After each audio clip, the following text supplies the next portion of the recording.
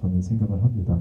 그리고 그 과정에서 몇 번의 사랑의 실패와 가장 어쩌면 의지를 했을 수도 있는 혜미와의 이별, 그리고 평생 나를 괴롭히고 나를 원망만 하는 정신병원에 갇혀있는 아버지, 그거는 경제적인 부분에서도 마찬가지고 정신적인 부분에서도 마찬가지고 수환이에게는 어머니와는 또 다른 악몽 같은 존재였겠죠. 어, 처음에 채팅을 하면서 자살을 모의를 했을 때만 해도 어쩌면 이 친구가 정말로 자살을 할 생각이 없을 수도 있겠다라는 상상을 했어요. 하지만 그 이후에 음주운전자로 인한 어떤 정말 세상은 내 편이 아니구나 라고 하는 일련의 사건이 수환이를 춘천까지 가게 만든 어떤 가장 큰 원동력 중에 하나 장치라고 생각을 했고요. 혜미에게 기대고 싶지만 결국에는 그런 혜미에게 자기의 갈 길을 가는 혜미를 쫓아갈 용기조차 없는 자신을 보면서 어떤 무력감도 느꼈을 것이고요.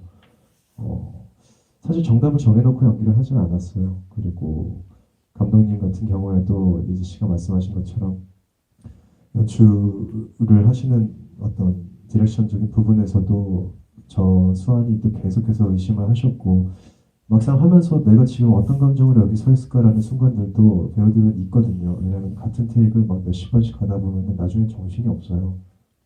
그런 얼굴을 바라시는 감독님도 있으실 것 같은데 감독님은 그러셨던 건 아닌 것 같고 왜 그러셨어요? 우선 일단 제 대답은 이 정도로 네, 드리고요.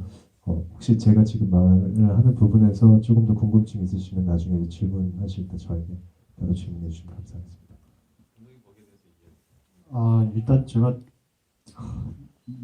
김남길 씨에게 GV 진행을 요청했을 때 이런 분위기로 갈 거라고 상상 못했거든요. 나 알고 있었는데. 굉장히 저 진지한 사람이에요. 진지함은 알지만 만담이나 팟캐스트 같은 그런 생각이 들었다가 방금 네, 굉장히 날카로운 질문을 던져주셨고 굉장히 하기 어려운 답변이었다고 생각해요. 이 질문에 대해서 김재욱 씨가 저는 이제 처음 김재욱 씨 만나면서 그냥 이 배우에게서 보여지는 선함이 일차적으로 좋았고 왠지 우리 영화의 수환이라는 캐릭터는 정말 착한 사람이 했으면 좋겠다는 생각이 있었거든요. 그런 만남에서 느껴지는 어떤 그런 분위기도 좋았지만 또 하나 굉장히 좋았던 것은 수환이라는 캐릭터를 그냥 수용한다는 거예요. 제가 시나리오 쓸 때 굉장히 어려웠던 부분이었거든요. 그 주변 감독하고 같이 이제 브레인스토밍 하거나 하면 얘는 도대체 왜 죽는 거야? 죽는 이유가 미약하지 않아? 이런 질문을 계속 던지시더라고요. 또 어떤 감독님, 다른 어떤 분들은 그것이 굳이 설명해 줄 필요가 있어. 물론 그런 분도 계시지만, 예. 근데 한번 상상을 해보십시오. 저거는 이런 명약 관한 이유로 죽고, 수아는 또 충분히 독이 될 수 있는 이런 명약 관한 이유로 죽으려는 어떤 목표를 가지고, 이러면 영화 자체가 굉장히 단순하고 층이 없는 그런 영화가 될 거라고 생각했어요. 1차적으로. 그리고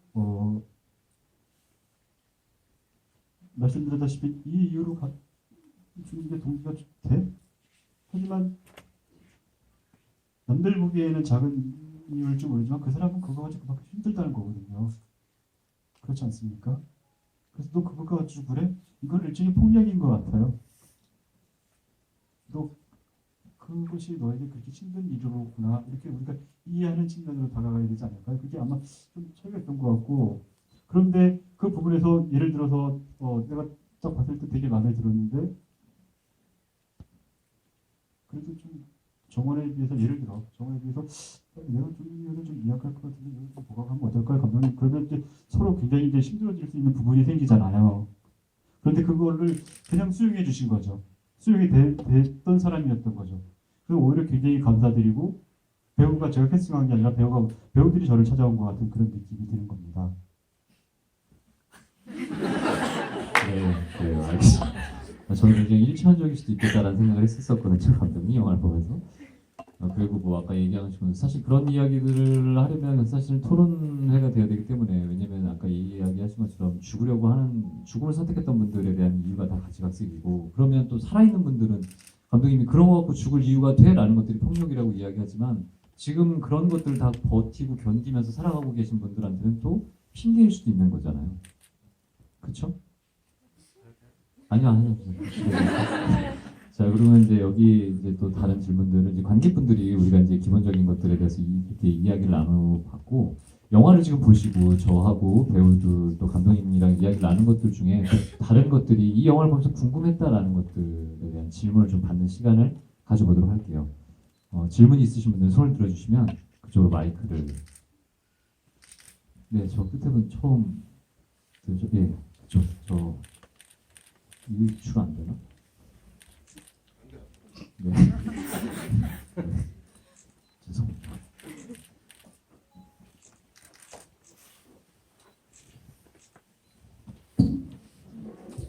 네, 안녕하세요. 저는 세종시에서 오늘 영화를 보기 위해 기차 타고 왔어요. 네, 너무 영광이고요.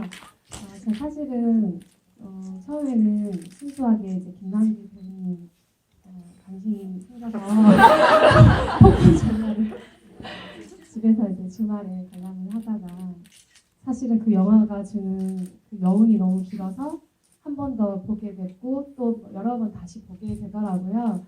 그래서 처음에는 배우를 보다가 나중에는 영화 전반적인 스토리와 그런 좀 다른 느낌들도 좀 받게 돼서 또 조창호 감독님에 대해서 좀 관심이 생기고 있어요. 저는 그냥 영화 관계 일하는 사람은 아니에요.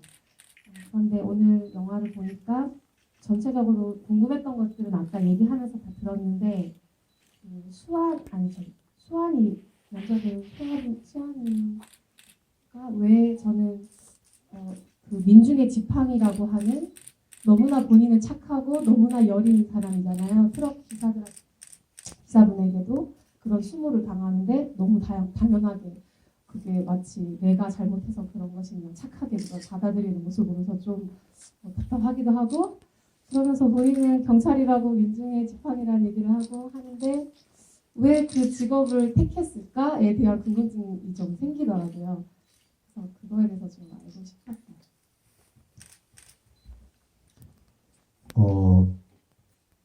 좋은 질문 감사드립니다. 우선 수환이가 그 민중의 지팡이라는 대사를 하는 대상은 전 여자친구인 햄이죠. 그리고 그 운전자에게 어떤 내가 선의를 베푼 운전자가 나에게 돌을 던져왔을 때 그것에 대해서 분노를 하지 않았던 이유는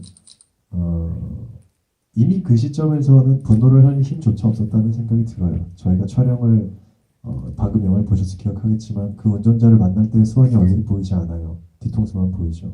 그거는 관객분들이 수환이의 감정을 어느 정도 상상을 하실 수 있는 어떤 저희가 여지를 남겨드리려고 했던 부분도 있겠지만 그 순간 수환이가 정말 어떤 표정을 지었을지에 대한 거는 사실 저도 연기를 하면서 와 내가 진짜 이 상황이었으면 한 그 여러 가지 감정을 가지고 연기를 했었거든요. 앞에 얘기를 하는 살짝 말하는데 혜미 앞에서 그러는 거는 이 친구가 그만큼 약한 사람이라는 증거예요. 경찰관이라는 어떤 자기 직업을 가지고 전 여자친구에게 나는 너를 지킬 만한 직업을 가지고 있어. 나는 그런 남자라고 당당하게 얘기할 수 있는 게 아니고 그 말도 우물쭈물해요. 네. 그게 수환이라는 사람의 어떤 정체성을 저는 보여주는 대사라고 생각을 하고요. 수환이가 경찰관이라는 직업을 택한 데에 저는 어떤 이유가 크게 있다고 생각하지 않아요. 왜냐하면 실제로 저희가 살면서 만나는 사람들도 스쳐가는 사람들의 어떤 분위기나 외모만 가지고 이 사람은 정말 경찰관 같다. 이 사람은 정말 교사 같다라고 딱 뭔가 이렇게 확고하게 그 이미지라든가 그게 맞는 경우보다 오히려 이런 사람이 왜 알고 보니까 직업이 왜 이렇고 이런 직업이었던 사람인데 실제 성격은 이렇네 라는 경우가 사실 훨씬 많다고 개인적으로 생각합니다. 그만큼 저희는 타인에 대해서 굉장히 함부로 판단을 하는 동물인 것 같고요. 수환이의 직업이 경찰관이 아니라 그 어떤 보이는 분위기와 성격에 맞는 유약한 직업이었다면은 지나치게 좀 극적이 되지 않았을까. 설정이 조금 오히려 친절하다 못해 좀 유치해지지 않았을까라는 생각은 제 개인적인 생각이고요. 그 설정을 하신 건 감독님이기 때문에 다시 한번 감독님께 그 질문을 남겨보도록 하겠습니다. 대답 안 하시는 게 좋을 것 같아요. 이 질문에 대한 그 지금 질문에 대한 답변이 좀 부족하다고 생각하시면 감독님한테 마이크를 넘겨드리고요. 그렇지 않다라고 생각하시면 진행하도록 하겠습니다. 지금 말이 너무 느려서 답답해서 죽을 것 같아요. 넘어가죠. 자, 그러면 저도 개인적으로 다른 분들이 제가 배우라는 걸 사실 잘 몰라요. 이렇게 지금 GV를 할 때는 이렇게 꾸미고 오는 것처럼 이렇지 않으면 동네에서도 잘 몰라요. 근데 저는 제가 사람들이 많이 알아볼 거라고 생각을 하고 모자도 쓰고 다니고 괜히 작게 하고 다니고 그러는데 아무도 저희 부모님이 늘 얘기하는데 아무도 모른다고. 동네 바보인 줄 알겠지만 자 그러면 다음 질문 또 질문 있으신 분? 네 무슨 잠시만요. 저 잘못 봐가지고 죄송합니다. 모자 쓰고 계셔가지고 모자 쓰고 계신 분이 질문하러 손을 드신 줄 알았는데 다시 한번. 네, 저 끝에. 네. 죄송합니다. 그럴 의도가 있어서 그런 건 아니고요. 저 여기 네, 감사합니다. 예. 안녕하세요. 저는 한국에 유학 온 중국 유학생이거든요. 근데 제가 세종대 영화과라는 친구한테 추천받아가지고 와서 영화 보게 됐는데요. 이 친구가 진지하다는 얘기라서 좀 어려울까봐 많이 걱정했어요. 근데 연기 너무 잘하셔서 대사도 많지 않아서 근데 되게 마음에 와닿아요.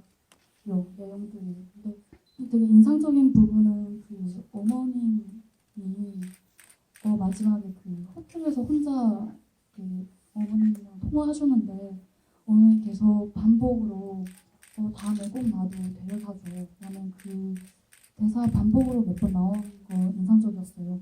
혹시 어머님이 그 딸이 어떤 일 하고 그 여행의 의미를 미리 눈치채지 않았을까 그래서 그런 말을 뱉지 않으셨나 그런 생각이 좀 들어요.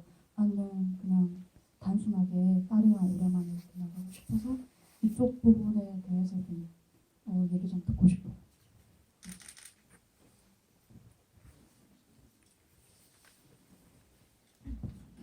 네, 우선 감사합니다. 저는 그 침대에서 엄마랑 통화하는 씬이 정말 아팠습니다. 네. 꼭 저희 친엄마랑 아직 새엄마는 없고요. 진짜 엄마랑 통화하는 기분이었어요. 근데 저희 뭐랄까요, 깊은 얘기는 안 했는데 엄마가 우리가 모성애라는 게 있잖아요. 저도 실제로도 저희 엄마 모르게 하는 행동들, 엄마한테 말하지 않는 행동들이 나중에 보면 엄마가 다 느끼고 계셨더라고요. 다 알고 계시고. 그런 것처럼 저 씬에서는 뭔가 엄마가 꼭 데려가 달라는 두 가지 말을 했던 때는 엄마도 곧 죽음을 택하고 싶지 않을까 했어요. 근데 선뜻 너무너무 슬픈 거예요.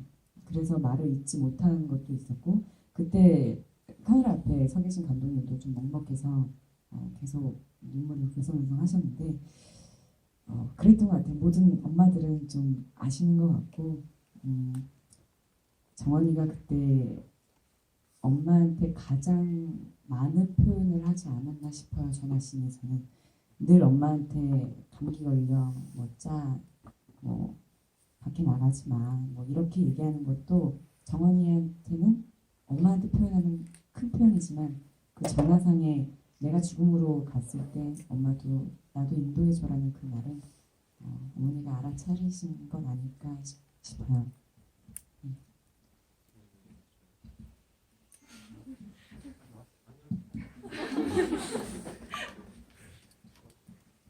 그거는 이제 저희가 쉽게 사실 한쪽으로 단정하지 말라고 시나리오를 그렇게 썼겠죠. 그렇죠?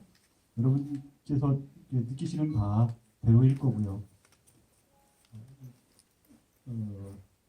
빨리 할게요.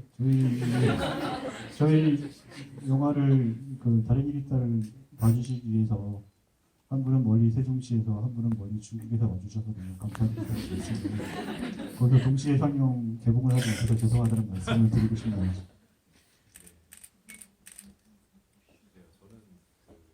갑자기 그 얘기를 해서 질문을 받기 전에 한 가지씩만 배우들한테 질문 한 번만 더 드리고 질문 다시 받을게요. 김재욱 씨한테는 얼음에 빠졌을 때 다시 깨어나잖아요. 깨어났을 때 무슨 생각을 했길래 거기를 뛰어갔었을까라는 거거든요. 죽으려고 해보니 죽으려고 했었는데 다시 살아나 보니까 거기에 대한 새 삶에 대한 소중함을 느껴서 그 친구도 구하고 싶었다라는 생각이 들었었는지, 아니면 예를 들면 정말로 가서 죽었는지, 아니면 그런 것들에 대한 확인을 해보고 싶어서 갔었던지에 대한 것들이 궁금하고요. 깨고 났을 때 서예지 씨한테는 그게 처음에 이제 둘이 만나서 같이 하룻밤을 지내게 되잖아요. 그게 검은새인지를 알고 그랬던 건지, 저는 그게, 왜냐면 저는 감독님한테도 묻고 싶었던 것들이, 그렇게 죽음을 위해서 죄송해요.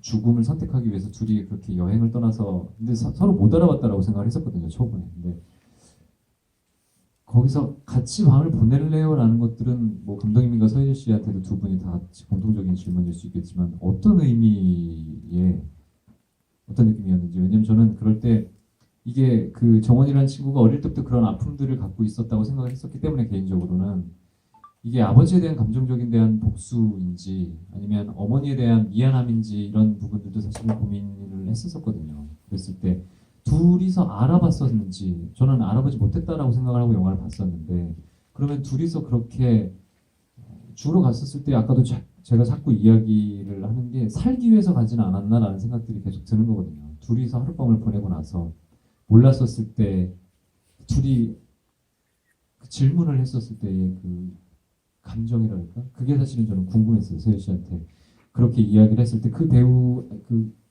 수환이가 거기에 있었었던 걸 알아보고 가서, 아니면 어떤 기분 때문에 그 남자가 혼자 있었기 때문에 그 많은 사람들 중에 혼자 있어서 그랬었던 건지, 그 이유가 사실 궁금하고, 재욱 씨한테 아까 얘기한 것처럼 깼었을 때 어떤 생각들을 갖고 있었기 때문에 거기를 찾아갔는지, 시간이 많이 지난 후였는데도 그 감독님도 나중에 이제 이 두 부분에 대해서 대답을 해주셨으면 좋겠습니다.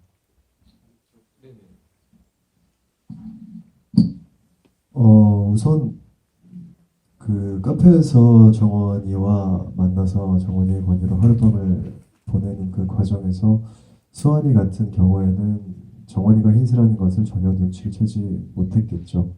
그렇기 때문에 원래 흰새와 자살을 하기로 한 마지막을 함께 하기로 한 누에섬이라는 공간이 아닌 중도선착장에서 같은 시각의 다른 장소에서 한 명은 죽음을 기다리고 있는 여자이고, 한 명은 나에게 어떤 삶의 희망을, 동화줄 같은, 그게 무슨 동화줄인지도 모르겠지만 자기도 모르게 그냥 그 갈등하는 속에서 튀어나온 말이겠죠. 우리 내일 다시 만날 수 있을까요? 우리 다시 만날 수 있을까요? 이런 대사 자체가 정원과 흰새가 어떤 그런 수완의 감정, 자살을 하기 위한 어떤 그 결심과 그 여러 가지 감정의 어떤 혼돈의 상징적인 두 가지라고 생각해요. 내가 정말 죽고 싶어서 이곳에 와 있는 것인지, 살기 위해서 이런 사람을 만나고 싶어서 이 자리에 와 있는 것인지.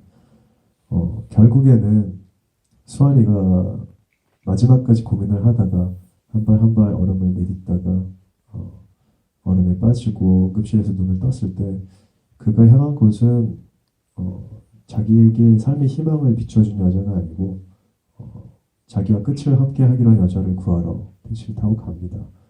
거기서 수환이의 어떤 캐릭터라고 해야 되나요? 이 친구가 정말로 어떤 생각을 하고 이 자리에 왔었는지에 대한 게 전 좀 많이 설명이 됐다고 생각을 하고요. 왜냐면 정원이와 어떤 전화번호를 주고받는다거나 아는 것이라고는 이름밖에 없는데, 오늘 이 순간 이 약속이 지켜지지 않으면 평생 다시는 스칠 수도 없는 사람일 수도 있는데도 어떤 그런 망설임 따위는 아이의 머리에서 지워져 있는 상태에서 이미 환자복을 입고 물에 빠져서 다 젖은 점퍼를 주섬주섬 입고 택시를 타고 그곳을 향한다는 것 자체가 수환이의 감정 상태를 굉장히 많이 설명해 주지 않았나라고 생각합니다.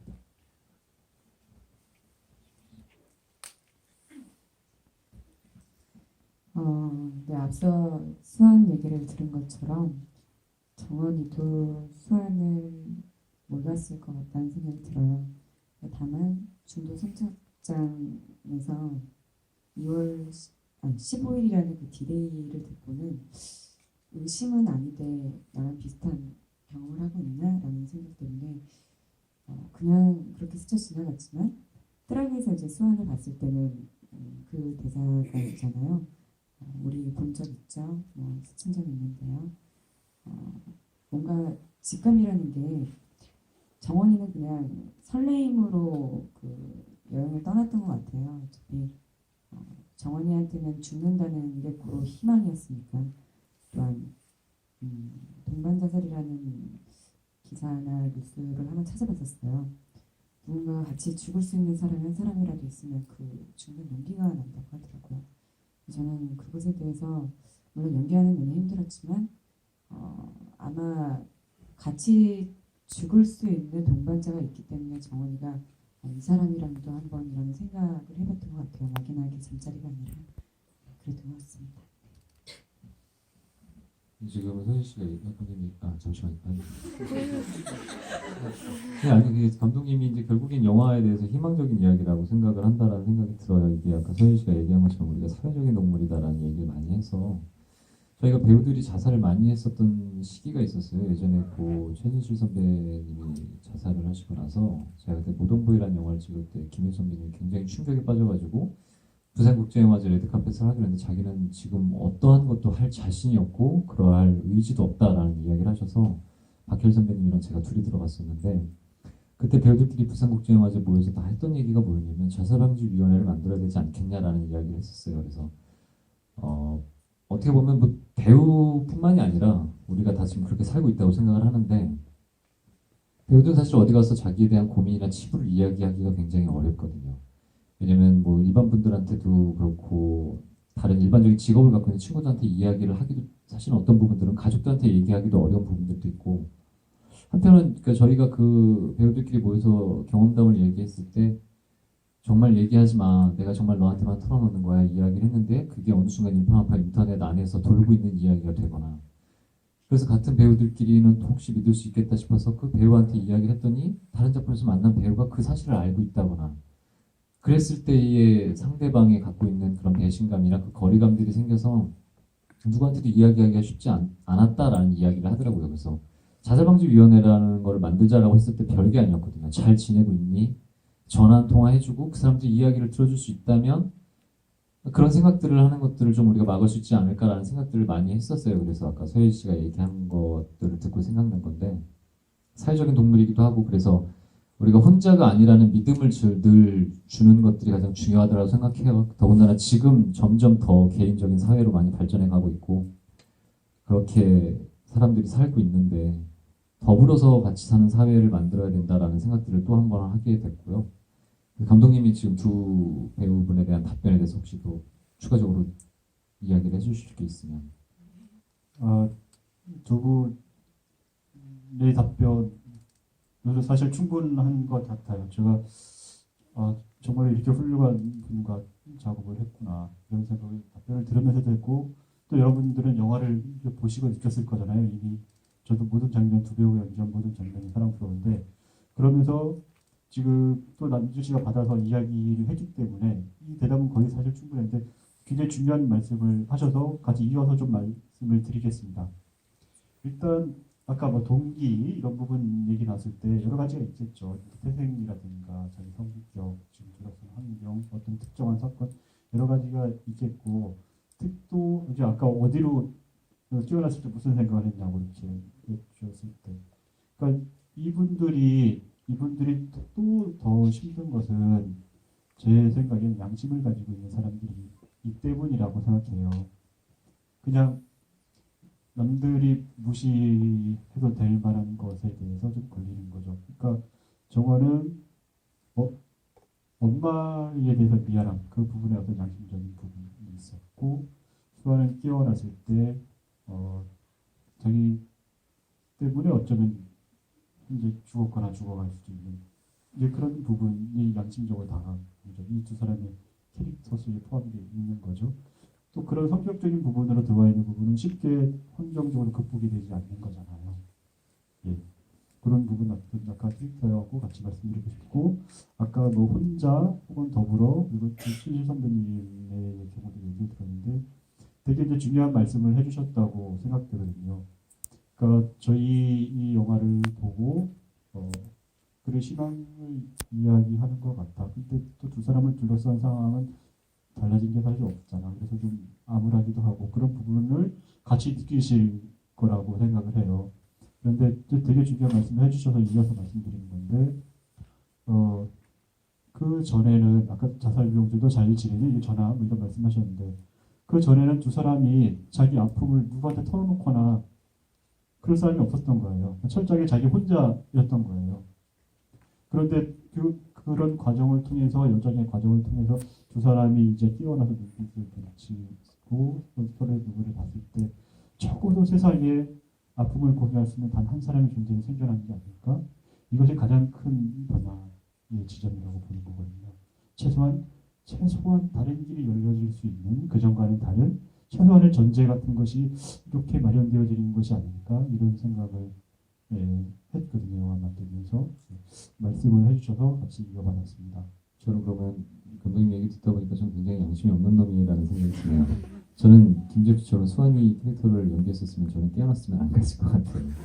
나 혼자 살았구나라고 생각할 수 있는. 그렇게 사실 저도 그렇게 살거든요. 그런 게 양심적이다라는 건 누구나 다 알고 있는데 내가 살아가면서 그런 것들 저도 놓치고 살고 그렇게 그냥 잊어버리고 살아요. 지금 그렇게 양심이 없는 놈이라는 것들을 해주셔서 너무 감사드리고요. 또 배우분들이 사실은 작품을 하면서 감독님들도 그렇고 애정이 굉장히 많겠지만 저는 또 언론 배급 때 서진 씨가 이 영화를 지금 8번, 9번째 봤다라는 이야기 듣고 영화에 대해서 굉장히 남다른 애정이 있구나라는 생각들을 되게 많이 했었던 것 같아요. 자, 여러분 또 다른 질문 저희 관객분들한테 질문을 제일 먼저 들어주셨어요. 앉아주신 분.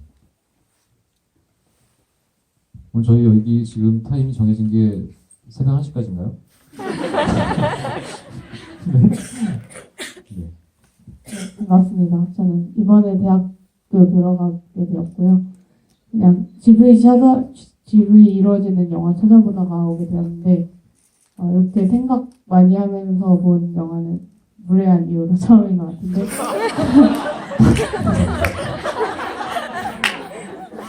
네. 무례한 때는 되게 혼자 고민하면서 끙끙대면서 봤는데 이렇게 이런 자리에 함께하게 돼서 되게 영광으로 생각하고요. 궁금하던 거 잘 짚어주셔서 저 하나만 질문하면 될 것 같습니다. 그 영화 내내 수환이가 이제 잘 참는데 그 감정이 폭발하는 장면이 딱 아버지 휠체어 밀어주리던 장면이랑 눈살 때리던 장면 그 두 가지인 것 같은데 그 아버지 휠체어 밀어드릴 때는 이제 그렇다고 그냥 납득이 되는데 그 음주운전자가 오히려 자기한테 뒤집어 씌우던 상황에서도 태어나던 수환이가 갑자기 눈사람을 보고 감정이 폭발한 이유가 무엇인지 그게 궁금합니다.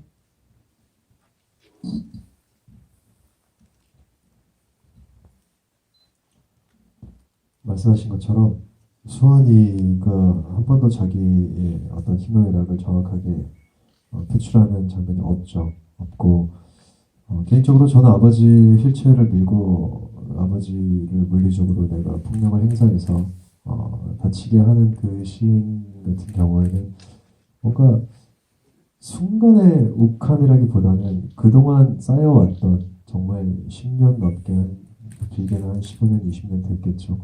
아버지가 언제부터 그렇게 병원에서 그렇게 사셨는지는 저희 정확하게 어떤 설정을 하고 들어가지는 않지만 춘천을 이미 가기로 결정이 된 상태에서 아버지를 마지막으로 본 길이었어요. 거기에 대한 어떤 그동안 참아왔던 원망과 섭섭함과 그런 분노를 어떤 되게 더 표출을 할 수도 있었는데 그것조차도 참은 어떤 신이었다고 생각을 저는 하고요. 눈사람 같은 경우에는 제가 그 부분을 정확하게 뭔가 표현을 할 자신은 사실 없는데 여러분도 살다 보면은 뭔가 정말 어떤 큰 하나의 사건이라든가 계기가 도화선이 되어가지고 내 감정이 정말 걷잡을 수 없이 폭발하는 경우가 뭔가 정말 하나만 가지고 그렇게 사람이 되지는 저는 잘 안다고 생각해요. 뭔가 성격 파탄자가 아닌 이상, 그래서 분노 조절 장애가 있는 사람이 아닌 이상. 그동안의 수아의 삶의 어떤 모든 분노를 그것도 사람이나 뭣도 아닌 거기 그냥 멀쩡하게 서 있는 눈사람에게 푼다는 것 자체가 수아이의 처음이자 마지막 감정 표출이자 그리고 수아이가 얼마나 약한 인간인지에 대한 아주 좋은 시이었다고 생각하고요. 이건 여담입니다만은 시나리오의 그 눈사람을 때리는 그 끝난 건가요? 그 표현이 활자로 돼 있을 때 굉장히 좋았었어요. 왜냐하면 글로 봐도 수아이는 너무나도 담담하게 여기까지 와 있는 친구인데 거기서 뭔가 제가 저도 읽으면서 통쾌할 정도로 그리고 막 눈물이 날 정도로 수아이가 얼마나 거기까지 오기까지 눈사람을 치기까지 얼만큼 여기에 담아왔는가가 느껴지는 거예요. 그래서 정말 이 시는 내가 촬영을 들어간다는 배우로서 이 시를 내가 어떻게 표현할지에 대해서 스스로도 굉장히 기대가 되고 흥미가 있고 궁금했던 부분인데 감독님은 나중에 저한테 말씀해 주시더라고요. 그런 신이 배우를 꼬시면 아주 좋은 신이에요. 근데 제가 멋지게 꼬시면 당했던 것 같습니다. 네.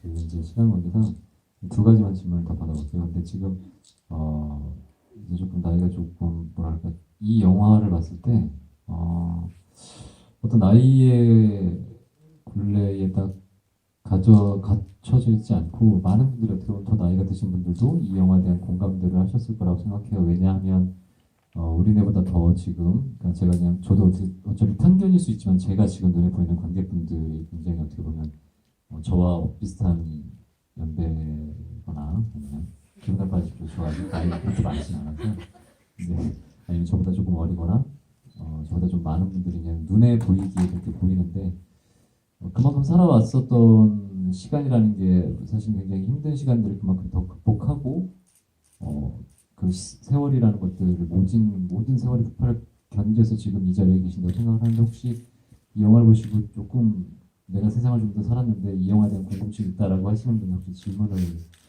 받아볼 수 있을까요? 네, 없으면 다시 그냥 평범하게 질문 시간 관계상 두 가지 질문 정도 한 가지 정도의 질문 한번 받아보겠습니다.